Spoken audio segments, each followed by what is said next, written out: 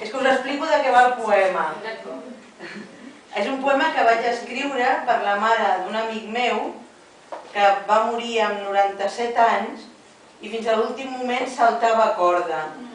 C'est un poème qu'il a écrit pour une personne de ses connaissances qui est morte vers 97 ans et qui jusqu'à ce dernier moment se perd la corde. I com ha dit Diana, no? Diana ha dit que les persones marxen però encara són amb nosaltres i jo també ho crec. Elle dit que ces gens-là sont aussi auprès de nous et qu'elle croit qu'elles ont leur place auprès d'elle. Jo m'he imaginat aquesta senyora saltant pels núvols a peu coix. Elle a imaginé cette dame qui sauterait de nuage en nuage avec sa corde.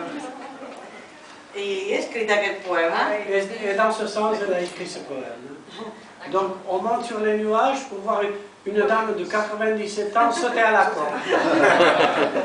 Gràcies.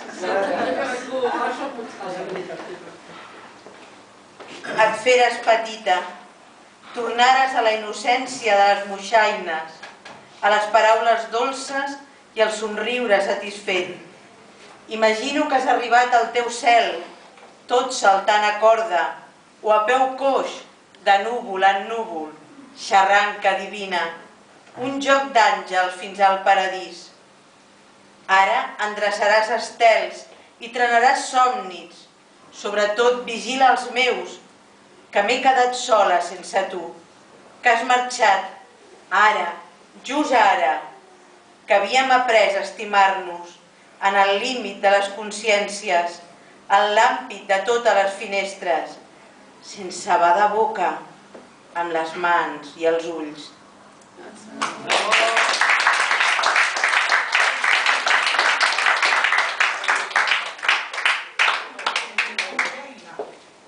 Una visió d'un paradís alegre. Sí.